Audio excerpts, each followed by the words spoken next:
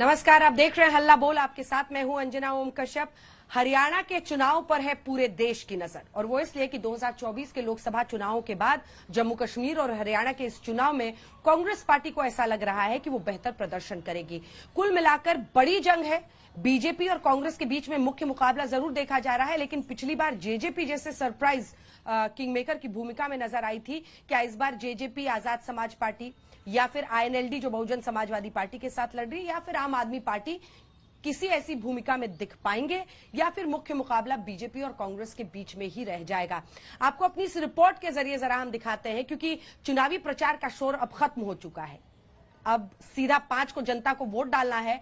8 तारीख को नतीजे आएंगे जम्मू कश्मीर के साथ। और जो मुख्य मुद्दे रहे दोनों तरफ से क्या रहे?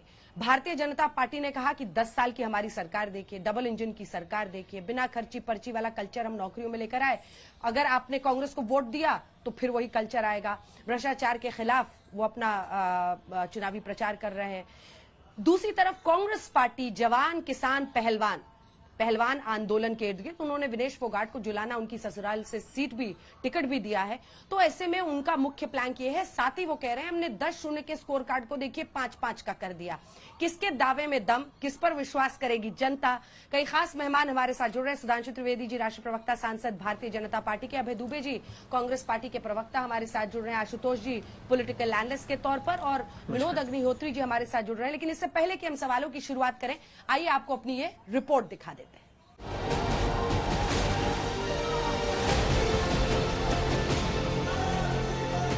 प्रचार के आखिरी दिन दोनों ओर से दिग्गजों ने दम दिखाया। राहुल गांधी ने 2 जगहों पर रैलियां की। महेंद्रगढ़ में उन्होंने बेरोजगारी से लेकर अग्निवीर तक को लेकर बीजेपी पर निशाना साधा। दूसरी ओर यूपी के सीएम योगी आदित्यनाथ ने कांग्रेस के खिलाफ महाभारत को कुरुक्षेत्र से धार दी। हिंदुस्तान के स्टेट्स में आप पहले नंबर पे पहुंच गए हो। किस चीज में? बेरोजगारी में। पहले नंबर पे बेरोजगारी में और पहले नंबर पर क्राइम में। ये है हरियाणा की शान। कांग्रेस से थोड़ा पूछिए। और जो राहुल गांधी जी आपके पास आते थे खटाखट कहने के लिए, आज वे यहां से तो पहले मैदान छोड़ करके सपाचट हो चुके हैं। महेंद्रगढ़ की रैली में राहुल गांधी ने बीजेपी को झटका भी दिया। बीजेपी की प्रचार समिति के सदस्य और स्टार प्रचारक अशोक तंवर एक बार फिर से कांग्रेस में शामिल हो गए। अशोक तंवर एक वक्त कांग्रेस में ही थे और हरियाणा में पार्टी के अध्यक्ष भी रहे थे। महेंद्रगढ़ से पहले राहुल गांधी नूह में थे। उन्होंने बिना नाम लिए आम आदमी पार्टी पर हमला किया, फिर नफरत और मोहब्बत की दुकान तक पहुंचे। दूसरी ओर असम के मुख्यमंत्री ने पलवल में ताकत झोंकी। ये मोहब्बत की दुकान वाला देश है, नफरत के बाजार वाला देश नहीं है। और सबसे जरूरी बात जो हमने की है, हर मिनट हम करते हैं कि हम इन देश में नफरत को नहीं जीतने देंगे। इस देश में मोहब्बत जीतेगी, भाईचारा जीतेगा, एकता जीतेगी। ये राहुल गांधी और प्रियंका गांधी हिमाचल गए थे और क्या बोले थे कि सरकार आने से हम माताओं का बैंक अकाउंट में 1500 रुपया देने का काम करूंगा। लेकिन आज आप कोई भी हिमाचल में मोबाइल फोन करके पूछ लीजिए कि किसी का बैंक अकाउंट में रुपया आते हैं क्या। हरियाणा में चुनाव प्रचार के आखिरी दिन बीजेपी ने दिल्ली में धरे गए नशे के गैंग के तार कांग्रेस से जोड़ दिए।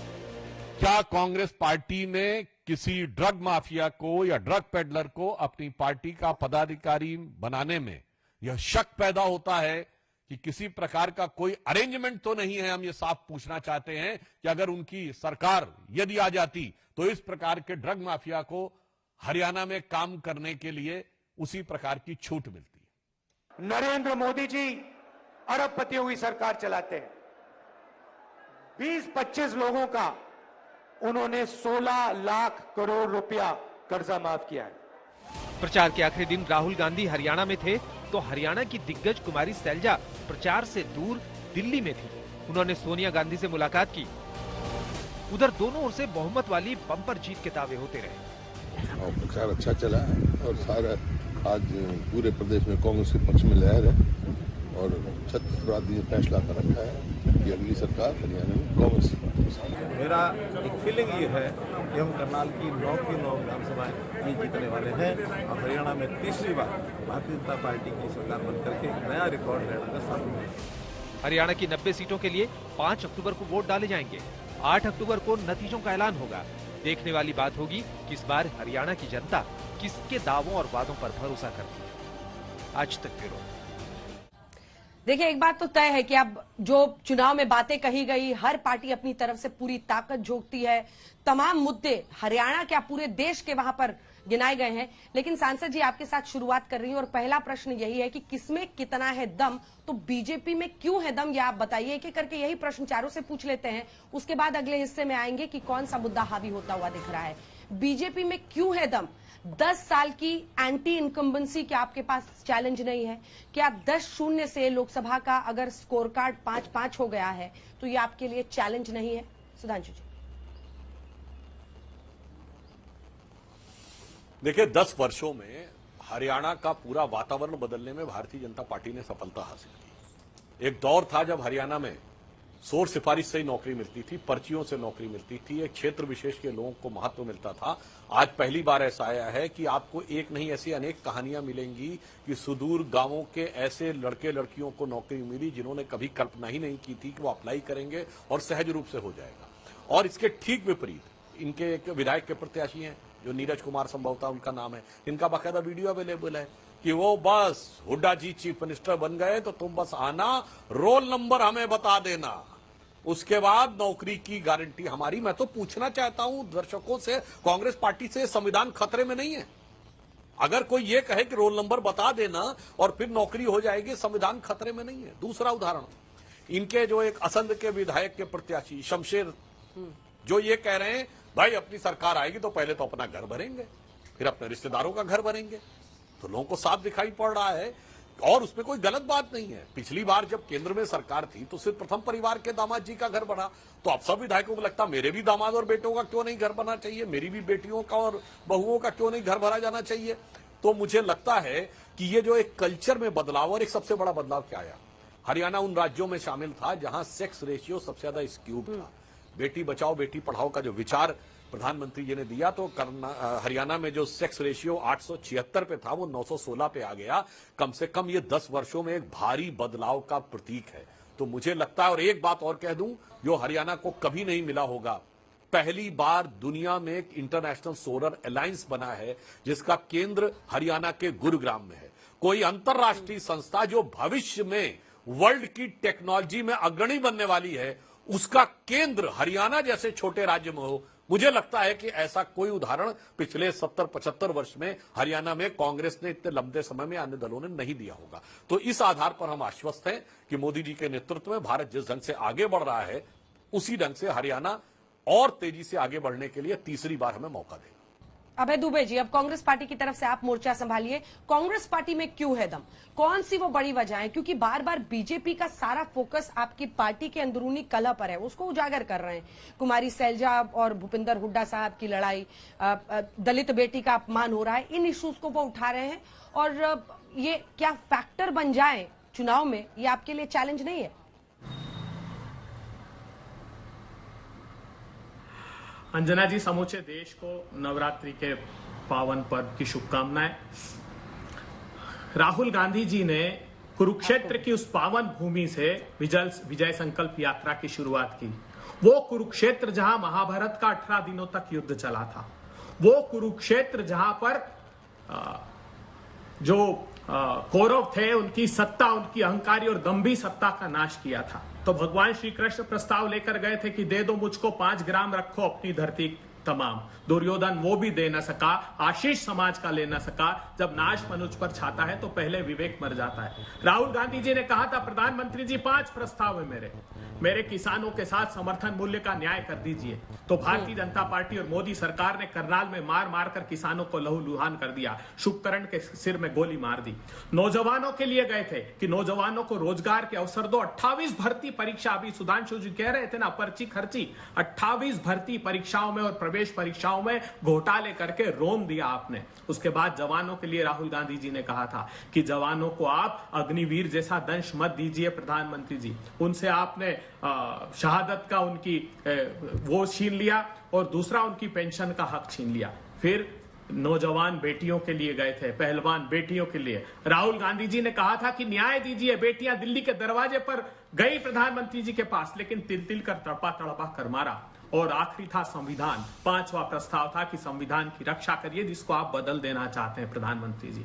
तो कौरवों ने भी 5 सेनापति अपने बदले थे। पहले भीष्म पितामह 10 दिन तक थे, उसके बाद गुरु द्रोण को बनाया, उसके बाद कर्ण को बनाया, उसके बाद शल्य को बनाया, लेकिन काम नहीं आया। आपने भी अपने सेनापति बदले। पहले 9 साल तक आपने खट्टर साहब को रखा, उसके बाद सैनी जी को ले आए। अब भेष बदल बदल कर सब आ रहे हैं। कभी अमित शाह साहब आते हैं, कभी नरेंद्र मोदी जी आते हैं, कभी उत्तर प्रदेश के मुख्यमंत्री आते हैं। लेकिन भारतीय जनता पार्टी का पराभव प्रारंभ हो गया हरियाणा से। ये 10 सीटों को बचाने की लड़ाई भारतीय जनता पार्टी लड़ रही है और राहुल गांधी जी प्रचंड बहुमत की जीत की ओर हरियाणा के लोग बढ़ रहे हैं, क्योंकि वो जानते हैं कि किसानों को न्याय अगर मिलेगा तो इस जीत के बाद ही न्याय मिलेगा समर्थन मूल्य के कानून का। जो आपने हक जनता से हरियाणा की छीना है, उसका बदला हरियाणा की जनता आपसे लेने वाली है प्रधानमंत्री जी। ठीक है, अब दोनों जो हमारे साथ एनालिस्ट बैठे हैं उनका मौका है, लेकिन अपने दर्शकों को हम बता दें एक बार कि किसने कितने दिन प्रचार किया। तो प्रधानमंत्री मोदी ने 4 दिन प्रचार किया, 4 रैली रोड शो उन्होंने किए। गृहमंत्री अमित शाह ने 10 अलग अलग जगहों पर रैली या रोड शो किया है 4 दिनों में। योगी आदित्यनाथ उत्तर प्रदेश के मुख्यमंत्री 4 दिन 14 जगहों पर उन्होंने रोड शो रैलीज की है। राहुल गांधी ने 4 दिन में 15 जगहों पर किया है। मल्लिकार्जुन खड़गे कांग्रेस पार्टी के अध्यक्ष ने 2 जगह किए हैं 1 दिन में, और प्रियंका गांधी वाड्रा ने 8 अलग अलग जगहों पर किया है 2 दिन में, और अरविंद केजरीवाल ने 12 जगहों पर रोड शोज या रैली की है 7 दिनों में। मेरा प्रश्न आपसे है आशुतोष जी, क्योंकि देखिए प्रधानमंत्री नरेंद्र मोदी ने बोला कि विधानसभा चुनाव में जैसा इस वक्त भी ज्यादातर जो सर्वेज या एनालिस्ट है वो इशारा कर रहे हैं कि कांग्रेस पार्टी मजबूत दिख रही है। प्रधानमंत्री ने कहा कि ऐसे ही सबने सरकार बना दी थी कांग्रेस की मध्य प्रदेश में, छत्तीसगढ़ में और राजस्थान में, लेकिन नतीजे आए वो हमारे पक्ष में आए। ऐसे में क्या कोई एक पार्टी आपको ज्यादा मजबूत दिख रही है? और पीएम के इस स्टेटमेंट पर आपकी क्या राय है? देखिए अंजना जी, आज की तारीख में हरियाणा को लेकर कांग्रेस पूरी तरीके से आश्वस्त है, और अगर आश्वस्त है तो उसके बहुत स्पष्ट कारण है। अगर आप भारतीय जनता पार्टी का वोट शेयर अगर आप सिर्फ पार्लियामेंट इलेक्शन से 2019 और 2024 और उसके बाद उसके असेंबली इलेक्शन से अगर आप तुलना कर लें तो आपको इस बात का पूरा अंदाजा हो जाएगा कि दरअसल क्यों कांग्रेस पार्टी इतनी ज्यादा आश्वस्त है और क्यों लोग ये कह रहे हैं कि हरियाणा के अंदर कांग्रेस पार्टी को बढ़त हासिल है। आज की तारीख में पार्लियामेंट इलेक्शंस और इस बार असेंबली इलेक्शन में 12% का वोट ड्रॉप हुआ है भारतीय जनता पार्टी का, जो नॉर्मली होता नहीं है। क्योंकि 2014 हो या 2019 हो, प्रधानमंत्री के चुनाव में जो जितना वोट परसेंटेज बीजेपी का बढ़ता है उसकी तुलना में असेंबली में घटता जरूर है। लेकिन अगर पार्लियामेंट के इलेक्शन में अगर बीजेपी का वोट परसेंट 2019 की तुलना में अगर 12% गिर जाए और कांग्रेस पार्टी को 20% का अगर जंप मिलता है, तो ये इस ओर इशारा कर रहा है कि कांग्रेस पार्टी का वोट शेयर बेस जो है वो हरियाणा के अंदर पिछले दिनों काफी बढ़ा है। एक चीज और इंपॉर्टेंट है, 2019 में अगर आप देखें तो भारतीय जनता पार्टी और कांग्रेस के बीच में जो वोट का परसेंटेज लोकसभा के चुनाव में था वो 30% का था। यानी बीजेपी को 58% वोट मिला था और कांग्रेस को 28% वोट मिला था। आज की तारीख में जब 2024 में हम आते हैं तो कांग्रेस प्लस आम आदमी पार्टी का वोट परसेंटेज बीजेपी से 1.5% ज्यादा है। दूसरी बात, जो प्रधानमंत्री की रैलियां पिछले दिनों जो हरियाणा के अंदर देखने में मिली हैं, उसमें भीड़ भी इकट्ठा नहीं हुई और उस तरीके का जो एंथुजियाज्म था वो भी नहीं दिखाई पड़ रहा। तो इस ओर भी इशारा करता है कि कहीं ना कहीं कुछ ना कुछ गड़बड़। तीसरी बात कि आज की अभी पिछले दिनों जो सर्वे हुआ CSDS का, उसने ये भी दर्शाया कि प्रधानमंत्री नरेंद्र मोदी और राहुल गांधी की लोकप्रियता लगभग बराबर है, जो अपने आप एक इंडिकेटर है। चौथी बात, जो सबसे बड़े नेता मनोहर लाल खट्टर वो पोस्टर से पूरी तरीके से गायब है। तो इशारा है कि कहीं ना कहीं बीजेपी वहां डिफेंसिव और कांग्रेस पार्टी का मोमेंटम गेन कर। विनोद अग्निहोत्री जी, आपकी क्या राय है इस पर? क्या आपको भी ऐसा ही लग रहा है, या फिर देखिए कई बार होता है पॉलिटिकल एनालिस्ट, पॉलिटिकल पंडित बैठकर खूब बोलते हैं, और ये सच है कि अगर पॉलिटिकल पंडित्स की बात सुनी गई होती तो चाहे वो एमपी है वहां तो पक्का ही कांग्रेस की सरकार बन रही थी। छत्तीसगढ़ में तो बननी थी फिर से बघेल की सरकार, और राजस्थान में भी। तो कांग्रेस पार्टी की तीनों राज्यों में सरकार बन रही थी, लेकिन जो चुनावी नतीजे आए विधानसभा के वो उससे विपरीत आए। नहीं अंजना जी, देखिए हरियाणा जो है वो ऐसा प्रदेश है जहां कुरुक्षेत्र भी है और पानीपत भी है, तो ये दोनों इलाके लड़ाइयों के लिए प्रसिद्ध हैं, तो इसलिए घमासान और महाभारत तो तय है और वो हो भी रहा है। अभी आशुतोष ने बहुत सारे कारण गिनाए कांग्रेस के पक्ष में। मुझे लगता है कि आंकड़ों की बात उन्होंने कर ली है, लेकिन कुछ तथ्य है जिन पर हमको गौर करना चाहिए।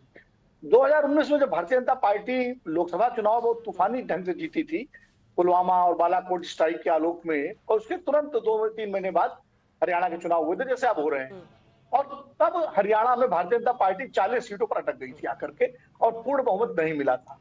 तो इसका मतलब ये था कि उस वक्त हरियाणा की जनता ने एक संकेत दे दिया था कि वो मुख्यमंत्री मनोहर लाल खट्टर के कामकाज से खुश नहीं है, इसीलिए पूर्ण बहुमत की जो सरकार थी भाजपा की वो 40 सीट पर अटक गई और उसको गठबंधन करना पड़ा जेजेपी से। उसके बावजूद भाजपा नेतृत्व में मुख्यमंत्री खट्टर को नहीं बदला और खट्टर साहब 4.5 साल और चले। 4.5 साल चलने के बाद यानी 9.5 साल के बाद भारतीय जनता पार्टी के नेतृत्व को, प्रधानमंत्री मोदी जी को यह एहसास हुआ कि खट्टर साहब से गाड़ी चलने वाली नहीं है, और इसीलिए ओबीसी मुख्यमंत्री के रूप में नायब सिंह सैनी को लाया गया। क्योंकि 2024 का लोकसभा का जो चुनाव था उसमें जो आधे पर बीजेपी और कांग्रेस को कर दिया, उससे भी भारतीय जनता पार्टी का नेतृत्व सतर्क हुआ। लेकिन एक तो नायब सिंह सैनी को समय कम मिला, दूसरा नायब सिंह सैनी उस तरह के पिछड़ों के नेता हरियाणा में नहीं है जैसे शिवराज सिंह चौहान मध्य प्रदेश में थे। अच्छा, मध्य प्रदेश की तुलना बार बार जैसे हम लोग कर रहे हैं, मैं भी करता हूं, लेकिन मध्य प्रदेश और हरियाणा में एक फर्क ये है कि मध्य प्रदेश में शिवराज सिंह चौहान ने जो अथक मेहनत की थी, अथक मेहनत तो इसलिए कह रहा हूं कि जितनी ज्यादा रैलियां और मीडिया शिवराज सिंह चौहान ने विकेंद्रित रूप से की थी और लाडली बहना योजना को घर घर पहुंचाया था, वैसी कोई मेहनत हरियाणा का स्थानीय नेता करता नहीं दिखाई दे रहा। उसके उलट मध्य प्रदेश में कांग्रेस के जो प्रदेश अध्यक्ष थे कमलनाथ जी, वो 1:30 बजे घर से निकलते थे और 2 मीटिंग करके लौट आते थे, और कांग्रेस के कार्यकर्ता सब मनोबल टूटा हुआ था। यहाँ उल्टा है, यहाँ हुड्डा जो है, हुड्डा और अब तो शैलजा भी आ गई है और राहुल गांधी खुद मैदान में है, तो ये दिखाता है कांग्रेस का मनोबल यहाँ काफी बढ़ा हुआ है। और कांग्रेस ने शायद अपनी गलतियां, जो गलती उसने मध्य प्रदेश में की, जो गलती उसने छत्तीसगढ़ में की, राजस्थान में तो फिर भी उसका परिणाम भले सरकार न बनी हो, लेकिन 21-22 सीटों पर सिमटने वाली पार्टी 70 से ज्यादा सीटें जीती है, तो उसको मैं छोड़ देता हूँ। लेकिन मध्य प्रदेश और छत्तीसगढ़ से सबक लिया है कांग्रेस पार्टी ने। इसके बावजूद भारतीय जनता पार्टी एक नैरेटिव बनाने की जिसने कोशिश की है कि पिछड़े और दलित जो कांग्रेस ने लोकसभा में जिनका वोट अपनी ओर लिया था, उनको वापस खींचने की कोशिश कर रही है। उनकी कोशिश है कि जाट बनाम आदर्श किया जाए, जो हरियाणा की राजनीति में हालांकि कभी वैसे हुआ नहीं है, क्योंकि मैं इस थ्योरी को नहीं मानता हूँ। तो हरियाणा में जब वोट पड़ा है तो एक तरफा पड़ा है। ठीक है, मैं देखिए सुधांशु जी, अब 2 मुद्दों पर प्रश्न करना चाहती हूँ। एक तो जातिवाद की उन्होंने बात की, जो जाति वाली पॉलिटिक्स की बात की, तो 20% दलित है। आप जाट नॉन जाट अगर वोट को मतलब इलेक्शन को पोलराइज करने की कोशिश कर रहे हैं, ये भी उन्होंने कहा। जैसे में जाट लगभग 22 से 25% वहां पर हैं। देखिए, सवाल ये है कि आपने भी सैनी साहब को मनोहर लाल जी की जगह वहां पर सीएम बनाया चुनाव के पहले, तो ये आरोप लगता है कि आप कहते हैं सीएम बदलो, एक स्कीम चली हुई है बीजेपी की, सीएम बदलो और चुनाव जीतो। दूसरी तरफ आप जिस बिंदु पर फोकस कर रहे हैं कि कुमारी शैलजा वर्सेस हुड्डा लड़ाई हो रही है, तो राहुल गांधी जी ने अभी वहां कहा कि हमारी पार्टी में वैसे तो शेर अकेले घूमता है, लेकिन हमारी पार्टी में बहुत सारे शेर है, बहुत सारे बब्बर शेर हैं, और सबको साथ लेकर चलना मेरा काम है और वो मैं कर रहा हूं। दोनों का हाथ भी उठा के उन्होंने मिला दिया। ये सब चैलेंज नहीं है आपके लिए? देखिए, जो बातें अभय जी ने, आशुतोष जी ने और अग्निहोत्री जी ने कही, और आपने, मैं क्रमवार उत्तर देता हूं। अभय जी ने सबसे पहले नवरात्र की सबको बधाई दी, तो मैं ये भी याद दिलाना चाहता हूं, राहुल गांधी वही व्यक्ति हैं जिन्होंने कहा था कि आज हम शक्ति की आराधना के पर्व पर हैं, हिंदू धर्म में जो शक्ति है उससे हमें लड़ना है। और वो ऐसे हवा में नहीं कहा था कि वो कहे मेरा बयान तोड़ मरोड़ दिया गया था। अपनी भारत जोड़ो यात्रा में, तथाकथित भारत जोड़ो यात्रा में, जब वो तमिलनाडु में गए थे, तो जॉर्ज पुनिया जो कहता भारत की धरती इतनी पवित्र है कि मैं जूते इसलिए पहनता हूं उस पर टच न कर जाऊं, उसके साथ वीडियो अवेलेबल है जिसमें वो समझा रहा है कि हिंदू धर्म की शिव शक्ति वगैरह कुछ नहीं होता, जो हमारे यहाँ है वो सही है। तो ऐसी बात नहीं कि ये हवा में हो गया। और अब इनके मन की भावना क्या है कि इनका विधायक का प्रत्याशी, मैं उसका नाम बोल रहा हूं, जिसने कहा है कि हमारी सरकार आएगी तो मैं नूह का बदला लिया जाएगा। ये बाकायदा मीडिया में अवेलेबल ये बयान है। फिर ये जब बात कहते हैं कुरुक्षेत्र से शुरू किया, तो मुझे लगता है कुरुक्षेत्र का नाम कांग्रेस वालों के मुंह से शोभा नहीं देता, क्योंकि कुरुक्षेत्र को धर्म क्षेत्र कहा जाता है और ये तो धर्मनिरपेक्षता की बात करते हैं, तो ये कहां पे आ गए। अब मैं आता हूं दूसरे विषय के ऊपर। सिर्फ कांग्रेस की आपसी लड़ाई वाला विषय नहीं है, यहां पर कुमारी शैलजा के साथ क्या हो रहा वो अलग विषय है। अंजना जी, आपके साथ ही तो इंटरव्यू है कुमारी शैलजा का, उसमें शब्द देख लीजिए, भाव देख लीजिए और भंगिमा देख लीजिए, उसके बाद समझ में आ जाएगा कौन कितना साथ में है। उनका एक और इंटरव्यू है जो सोशल मीडिया पे काफी है, जिसमें उनसे कहा जा रहा है कि अगर आपको हुड्डा जी के समर्थक लोगों के यहाँ बुलाया जाए तो क्या होगा, तो उन्होंने कहा वो बुलाएंगे ही नहीं। मुझे लगता है इससे ज्यादा स्पष्ट बयान और कोई नहीं हो सकता। और सिर्फ कुमारी शैलजा का विषय नहीं है, दलित समाज को याद है मिर्चीपुर और गोहाना, आपके ही समूह की इंडिया टुडे की रिपोर्ट जाके देखिएगा उस समय में कि कितना दलित विरोधी चेहरा था कांग्रेस सरकार का। मिर्चीपुर गोहाना जैसे कांड दोबारा होने की संभावना हो सकती। देखिए उस समय एक भ्रम था, ये लोग पैदा करने में सफल हो गए थे लोकसभा में के समय में, आरक्षण को लेकर उसमें प्रचार दुष्प्रचार सब कुछ था। आज विषय नहीं है, आज तो दिख रहा हरियाणा में सत्ता किसकी आएगी, उन्हीं की जो मिर्चीपुर गोहाना की मानसिकता लेके बैठे हैं और वो दोबारा कुछ कर सकते हैं। तीसरा विषय यह है कि सारे दल तो गठबंधन के लिए ललायित थे। अगर कांग्रेस इतनी आश्वस्त थी तो आम आदमी पार्टी से गठबंधन के लिए वो क्यों प्रयत्नशील थे। चौथा पॉइंट ये आता है, ये मनगढ़ंत कहानियां जो राहुल गांधी जी बनाए कि वो अमेरिका में जाके मिले उन लोगों से जो युवा था यहाँ का और बेरोजगार था, इसलिए वो टर्की के रास्ते घूम के गया और 35 लाख रुपए खर्च किए। भाई जिसके पास 35 लाख होंगे वो तो सीधे वीजा लेके जा सकता है। 35 लाख रुपए ले ले और 20 लाख रुपए आपको मुद्रा योजना से मिलते हैं। 50-55 लाख रुपए में आप छोटा मोटा व्यापार कर सकते हो। मैं पूछना चाहता हूं इन मनगढ़ंत कहानियों में कि 7 महीने पहले तक तो राजस्थान में सरकार थी। अगर आपको लगता है कि जो वहां चले गए तो भैया हरियाणा से आपके हुकूमत पे क्यों नहीं आ गए, राजस्थान में मिल जाना चाहिए था। इस तरह की बात लगता है जैसे स्पीच राइटर की बजाय किसी फिल्मी राइटर को ले आए हों।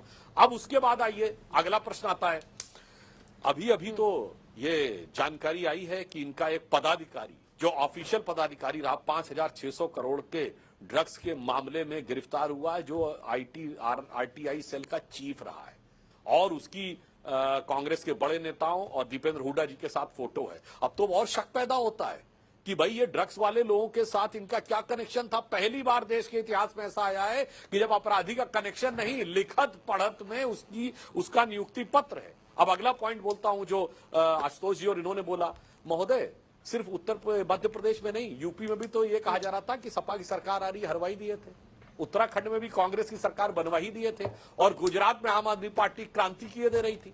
सारी बातें अलग हो गई। और अंत में जो आपने सवाल किया अंजना जी, बहुत सही आपने पूछा है। राहुल गांधी हर जगह जात जात जात पूछते हैं, तो मैं कहना चाहता हूं हरियाणा में अपने मुख्यमंत्री का नाम मत बताइए, जात बता दीजिए, क्योंकि आप हर चीज की जात पूछते हैं तो मंचों पर जो लोग रहे उनकी जात गिनवाइए। जो लोग वकील की जात, पत्रकारों की जात, मिस इंडिया की जात पूछते हैं, वो अपने मंचों पर लोगों की जात बताएं और कम से कम ये बता के जाएं कि किस जाति का मुख्यमंत्री होगा। और नायब सिंह सैनी जी को जो हमने बनाया है, मैं पहले भी बोल चुका हूं, उत्तर भारत में जिसे हिंदी पट्टी कहते हैं, यूपी, बिहार, मध्य प्रदेश और हरियाणा में ये 11वें सीएम और डिप्टी सीएम हैं और सब अलग अलग जातियों के हैं। शक्ति से उनका अटैक शुरू हुआ था और फिर तमाम मुद्दों पर होते हुए वो जाति पर पहुंचा है सीएम के, बताइए। बस इस पूरी डिबेट में लोगों ने देख लिया भारतीय जनता पार्टी का चाल चरित्र और चेहरा। ये परफॉर्मेंस पे नहीं, पोलराइजेशन पे विश्वास रखते हैं। अंजना जी ने पूछा काम बताइए, तो ये जाति का सवाल कर रहे हैं। इन्होंने शक्ति की जो बात की, तो हाँ, हमने संकल्प लिया है असुरी शक्तियों का इस नवरात्र में हम सर्वनाश करेंगे। हरियाणा ही नहीं, पूरे देश में करेंगे। अपने दामन की सियाही तो मिटा लो पहले। किसान मोर्चे का अध्यक्ष सुखविंदर ढांगी भारतीय जनता पार्टी का क्यों छोड़कर गया पार्टी, बताइए। क्योंकि किसानों को रोंद कर मार डाला आपने, तो उसने कहा मैं ऐसे राजनीतिक दल में रहना पसंद नहीं करता हूं। पिछड़े वर्ग का अध्यक्ष करण कंबोज पार्टी क्यों छोड़ी, दलितों और पिछड़ों के साथ आप अन्याय करते हैं इसलिए। सुमेर सिंह तंवर हरियाणा का सबसे बड़ा दलित नेता, 37 साल से भारतीय जनता पार्टी के लिए एड़ी चोटी का जोर लगा रहा है, राष्ट्रीय से लेकर स्थानीय नेतृत्व तक उसने किया। क्यों छोड़ गया वो दलित नेता, क्या आरोप लगाया उसने। महिला पहलवानों से आहत होकर कांता देवी भारतीय जनता पार्टी की महिला उप प्रमुख क्यों छोड़ गई, बताइए ना। तो ये सारे संकेत दिखाई देते हैं भारतीय जनता पार्टी की पराभव के। सैनी साहब को ले आए, खट्टर साहब को 9-9.5 साल तक जब ये आभास हो गया कि अब जनता बर्दाश्त नहीं करेगी तो सैनी साहब को, और सैनी साहब भी ऐसा नहीं है ना, कई बार सीटें नारायणगढ़ से पहली बार हारे, फिर जीते तो छोड़कर करनाल आ गए, करनाल से फिर अब क्यों बदला, लाड़वा क्यों लड़ा रहे हैं? क्योंकि आपको पता है नेतृत्व आपका अक्षम्य है। अब मैं बता रहा हूं हरियाणा में प्रमुख मुद्दे क्या हैं। हरियाणा का प्रमुख मुद्दा है कि 300 यूनिट कांग्रेस पार्टी बिजली मुफ्त देगी। हरियाणा का मुद्दा है कि बेटियों को 2000 रुपए का न्याय हम हर माह हरियाणा की बेटियों के खातों में डालेंगे, 24,000 रुपए साल मिलेंगे, 300 यूनिट तक बिजली मुफ्त मिलेगी। समर्थन मूल्य के लिए बाध्य करेंगे केंद्र सरकार को कि केंद्र सरकार भी कानून लाए और हरियाणा के लोगों को उसका न्याय मिल पाए। SC ST OBC को उसके घर का न्याय देंगे हम। आपने दलितों का प्रश्न खड़ा किया, प्रधानमंत्री जी किस राज्य से आते हैं? समूचे देश में सबसे ज्यादा अगर दलितों पर कहीं अत्याचार हो रहा है तो 23.7% उत्तर प्रदेश से हो रहा है। किस मुंह से बात करेंगे प्रधानमंत्री जी दलितों के हक की? ठीक है, सात गारंटी सुधांशु जी वो भी कांग्रेस पार्टी ने भी वहां पर रखा है। मेरे 2 प्रश्न है आपसे, दोनों का जवाब दीजिएगा, जो अभय जी कह रहे हैं उसका भी। लेकिन एक मुख्य बात यह है कि आपके लिए उन तमाम जगहों पर, चाहे लोकसभा चुनाव हो, विधानसभा हो, तीसरी बार जब आप जा रहे हैं, आपके वोटर में जो आपका कोर वोटर भी है उसका एंथुजियाज्म बहुत कम हो गया है वोटिंग को लेकर। तो आपको इसका खामियाजा यूपी कई जगहों पर देश भर में भी भुगतना पड़ा है। वोटिंग परसेंटेज गिरी, आपके कई वोटर्स निकले नहीं, उनमें वो जोश कम हुआ है। और दूसरा मुद्दा है परिवारवाद पर आपने, चाहे वो 14 हो, 19 हो, 24 हो, बार बार आपने घेरा। विधानसभा चुनाव में आप घेरते हैं, फिर उन लोग वो देख नहीं रहे हैं क्या कि आपने श्रुति चौधरी को क्यों टिकट दिया? वो देख नहीं रहे कि आपने भव्य बिश्नोई को क्यों टिकट दिया? पूरी लिस्ट है सर, बहुत लंबी। और ये सब वही विरासत वाली पॉलिटिक्स के झंडावरदार हैं जिनको आपने टिकट दिया। तो आप फिर किस मुंह से भाई भतीजावाद पर आप दूसरे पर टिप्पणी करेंगे?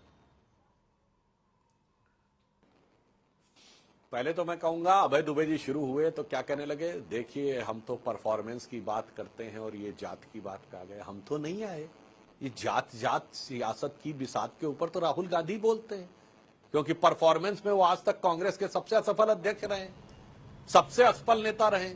139 साल के इतिहास में पहला मौका है, कांग्रेस 3 बार में 3rd डिजिट नहीं टच कर पाई है। तो उनको समझाइए ना कि परफॉर्मेंस की बात करो या जात की बात करो। और आपके मुंह से अंत में जो कर्नाटक निकल गया तो बहुत याद आया। कर्नाटक में 1200 किसानों ने आत्महत्या की है, और जिसपे इतना संवेदनशील बयान है कि ये तो इन्होंने निजी कारणों से की है। 1200 किसान निजी कारणों से आत्महत्या कर चुके हैं। और आपने कहा जो गारंटी पूरी की थी, सबको पता है, आपने गारंटी पूरी करने के लिए वाल्मीकि योजना में से SC ST के वेलफेयर में से फंड निकाल के उड़ा दिया। 2000 देंगे, 6000 देंगे और अंदर सैकड़ों करोड़ रुपए अंदर कर लेंगे नेताओं के। ये कांग्रेस ने कर्नाटक में करके दिखाया। और इतना ही नहीं, आपके तो मुख्यमंत्री पर सीधे आरोप हो गया। जो कहा हरियाणा में असंध के विधायक ने, पहले अपना घर भरेंगे, फिर रिश्तेदारों का घर को देंगे, फिर सोचेंगे। यही काम कर्नाटक के मुख्यमंत्री ने करके दिखाया। पहले अपने लिए जमीन, फिर उनकी पत्नी का भी नाम और आपके राष्ट्रीय अध्यक्ष का भी नाम है। और याद करिए कर्नाटक में क्या स्थिति हो गई। बेंगलोर में पानी की सप्लाई के लिए हाहाकार हो गया। अब अभय जी, आप प्रबुद्ध व्यक्ति हैं, जाके चेक करिए कितना फॉरेन इन्वेस्टमेंट था इसमें कर्नाटक में और कितना आपके आने के बाद हुआ है। आधे से ज्यादा कम हो गया। मुझे जहां तक ध्यान है 1,63,000 या कोई ऐसे करोड़ का था, अब 84,000 या 54,000 करोड़ पे आ गया है। मुझे एग्जैक्ट फिगर नहीं ध्यान आ रही है। इतना भारी गिरावट आई है कर्नाटक में। और फिर इसके बाद कर्नाटक में जहां तहां सांप्रदायिक मामला, वो सब चीजें, वो सारी चीजें तो शुरू ही हो गई हैं। तो पूरे देश ने देखा है कि आपने जो कहा वो कभी नहीं किया। न किसानों के साथ कही गई बात छत्तीसगढ़ और राजस्थान में पूरी की, न कर्नाटक में पूरी की। और यहां तो और मजेदार बात हो गई, जहां तक हमें जानकारी है शायद बजरंग पुनिया जी को किसान सेल का प्रमुख बना दिया गया। हरियाणा जैसे राज्य से जो किसानों के लिए पूरे देश में जाना जाता है, वहां एक किसान नहीं मिला किसान वाले सेल का चीफ बनाने के लिए। एक इंटरनेशनल लेवल का खिलाड़ी मिला आपको बनाने के लिए। ये अपने आप में बहुत सवाल से पैदा करता है। और मैं ये पहलवानों के बारे में अंजना जी एक फैक्ट भी बता देना चाहता हूं, लोगों को शायद नहीं पता होगा कि पहलवानी भारत का एक परंपरागत खेल था। और भारत ने हॉकी के अलावा यदि एकमात्र पदक जीता है लंबे समय तक, तो कब जीता? 1952 के हेलसिंकी ओलंपिक में KD जाधव ने कांस्य पदक कुश्ती में जीता था।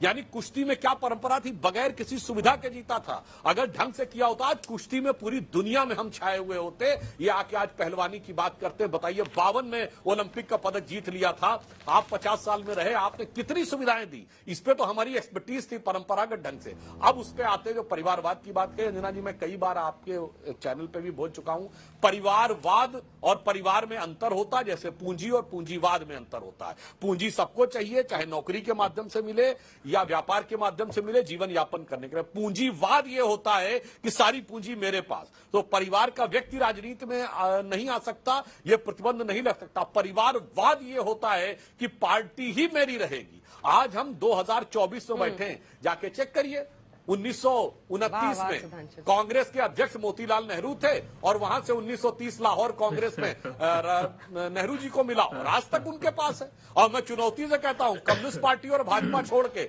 जितनी पार्टियां हैं, सुनिए, आरजेडी हो या सपा हो, 90 से बने परिवार पर ही 35 साल से कंट्रोल।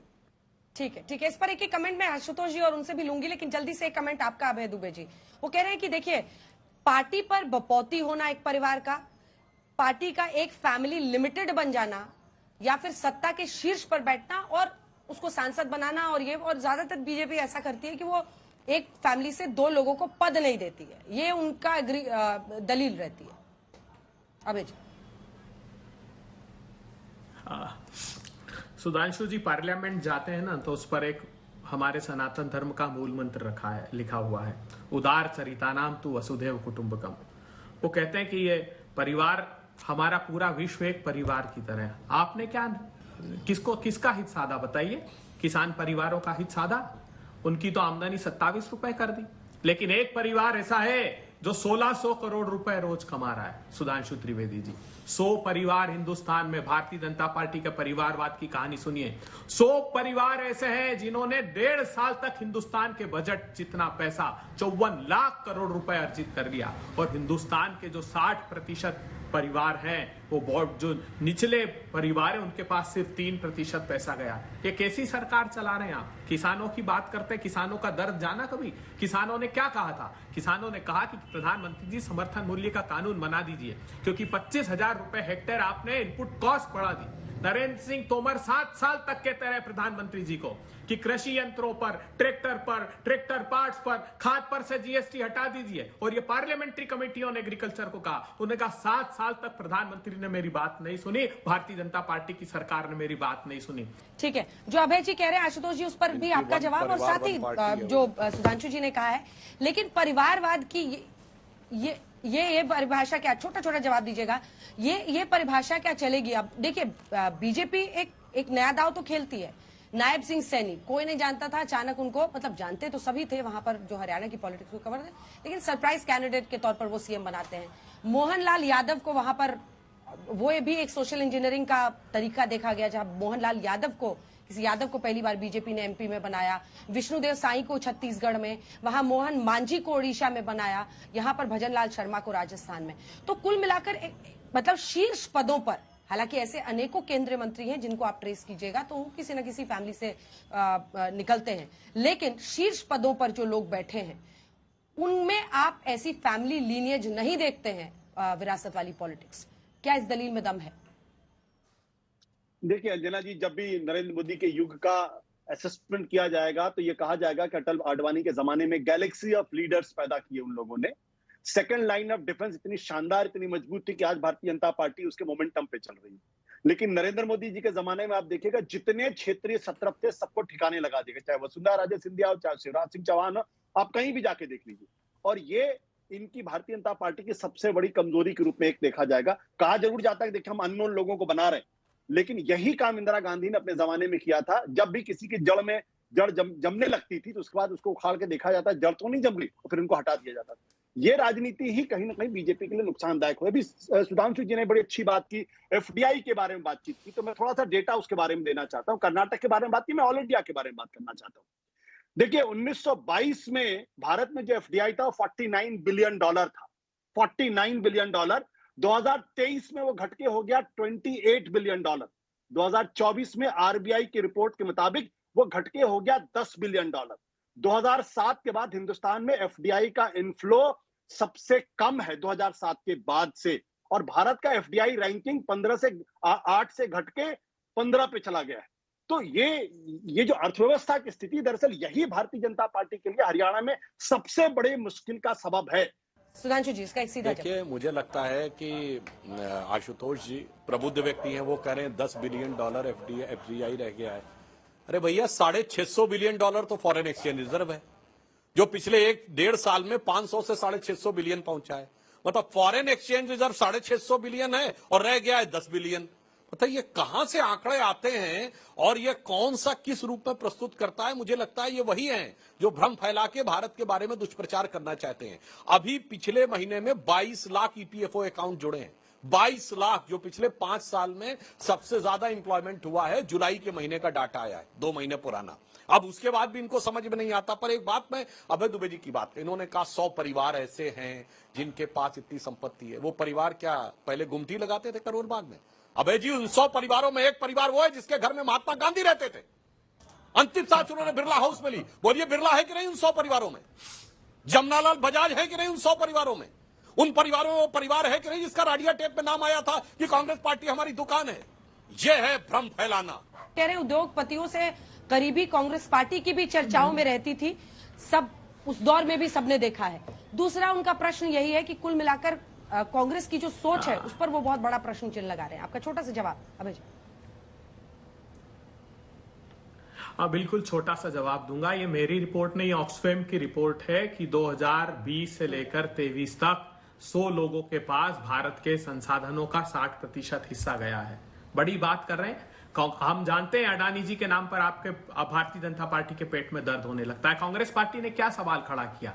विदेश का जिक्र किया, तो हाँ, उसी धरती की मैं बात कर रहा हूं। चांग चुंग लिंग, एक चीनी नागरिक जिस पर भारत की एजेंसियों की निगाह थी, वो अगर अडानी जी के भाई विनोद अडानी जी के साथ साझा काम करता है और स्टॉक मैनिपुलेशन का आरोप लगता है, तब कांग्रेस पार्टी यह आरोप आप पर लगाती है। कांग्रेस पार्टी आरोप इसलिए लगाती है कि विदेशों की धरती से भारत के संसाधनों की लूट हो रही। सुधांशु त्रिवेदी जी, हमने कहा कि स्ट्रेटेजिक एरिया में अगर अडानी जी काम कर रहे हैं, इलारा नाम की डूबीएस कंपनी है, 13 ऐसी कंपनियां थी जिसको खुद सेबी ने कहा। अभी जो माजवीपुरी बुच जी पर आरोप लग रहे हैं कि उन्होंने प्रोटेक्ट किया, वो इसीलिए लग रहे हैं कि जब 13 ऐसी कंपनियां थी, फॉरेन पोर्टफोलियोज थे जिन पर संदेह था सेबी को, और वो उनका सारे के सारा संबंध विनोद अडानी जी से था। तो क्या ये देश के हित में प्रश्न खड़ा करना विदेशियों के साथ खड़े हो जाना की का प्रश्न है? ड्रग्स किसके यहां पकड़ाए थे बताइए ना? 21,000 करोड़ रुपए के ड्रग्स मुंद्रा के पोर्ट से बनाए। एक नोटिस भी दिया आपने अडानी जी को,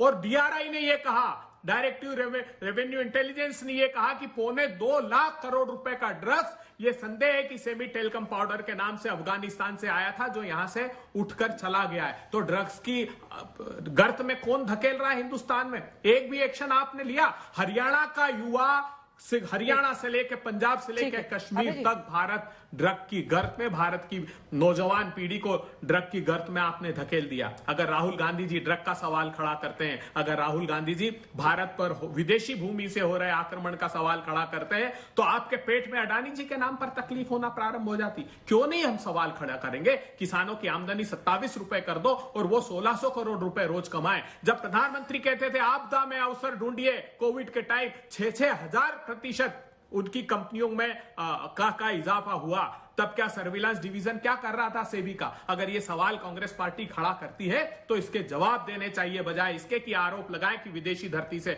हमारी भारत की कंपनियों पर आक्रमण। भारत की कोई कंपनियों पर आक्रमण नहीं हो रहा है। आरबीआई के डिप्टी गवर्नर अपनी रिपोर्ट में लिख रहे हैं कि 5 बड़ी कंपनियों ने हिंदुस्तान में मोनोपोली स्टेब्लिश कर ली, जिसके कारण रोजगार के अवसर हमारे यहां सृजित नहीं हो रहे और इन्फ्लेशन बढ़ रहा है। तो ये अकेले राहुल गांधी जी नहीं है, भारत के संवैधानिक पदों पर रहे हुए लोग भी इसके खिलाफ मुखरता से बोल रहे हैं। अब कंक्लूडिंग रिमार्क सबसे ले रहे हैं। विनोद जी, आपके साथ शुरू कर रही हूं, 2-2 लाइन में अपनी अपनी बात कहिएगा। विनोद जी, आपको लगता है कि ये विदेशी कंपनियों पर टारगेट नहीं करती है कांग्रेस, देसी कंपनियों पर कर रही है, विदेशी जॉर्ज सोरोस का नाम, ये तमाम मुद्दे इधर या उधर किसी को फायदा या नुकसान पहुंचाते हैं? क्या चुनाव में जनता, हमने 2024 में देखा, असल मुद्दा महंगाई, रोजगार, ये सब वो असल मुद्दे हैं जिसको लेकर जनता अपना वोट डालने जाती है। कई ऐसे भी राज्य हैं जहां पर जाति का बहुत बड़ा एक हाथ रहता है, चाहे वो कास्ट सेंसस हो, रिजर्वेशन हो, ये तमाम मुद्दे चुनावी तौर पर ज्यादा रिवर्बरेट करते हैं, एको करते हैं लोगों के बीच में। अंजना जी देखिए, विदेशी वाला मुद्दा तो इंदिरा गांधी के जमाने से चल रहा है। जब भी सरकार के खिलाफ विपक्ष कोई गोलबंदी करता है तो विदेशी ताकतों का खतरा जो है सरकार को दिखने लगता है। और इंदिरा गांधी ने ये जेपी आंदोलन के दौरान लगातार आरोप लगाया था विदेशी शक्तियों के इशारे पर ये हो रहा है, और 77 का चुनाव वो हार गई बुरी तरह से इमरजेंसी के कारण। और इस बार लोकसभा में जिस तरह बीजेपी की सीटें कम हो गई, बावजूद इसके कि जारो सरोज का नैरेटिव बनाया गया। अब सवाल ये है, अगर ऐसा कुछ हो रहा है तो सत्ता में कौन है जो सत्ता में वो कार्यवाही करे, वो रोके, वो सारी चेन, सारी टूल किट पे बैन लगाए। नंबर एक, खाली कहने से नहीं होगा। दूसरी बात यह है कि जनता के अंदर ये मुद्दे असर नहीं करते। जनता के अंदर मुद्दे असर करते हैं महंगाई, बेरोजगारी या उनके अपने जो मुद्दे रोजमर्रा के हैं। हरियाणा का चुनाव हरियाणा के मुद्दों पर लड़ा जा रहा है। वहां जार्ज सोरोस क्या कर रहे हैं या अडानी जी की कंपनी में निवेश किसका है, इस पर कोई वोट नहीं पड़ने वाला है। बिल्कुल, 5 को वोटिंग करेंगे और 8 को जाकर नतीजे आएंगे और पूरे देश की नजर रहेगी। आप सभी का बहुत बहुत धन्यवाद। तो चुनावी प्रचार का शोर अब हरियाणा में खत्म हो चुका है। चुनाव प्रचार ओवर, अब मतदान का दिन। 5 को जनता तय करेगी किसकी बनेगी सरकार। देश दुनिया की बाकी खबरों के लिए आप देखते रहिए आज तक।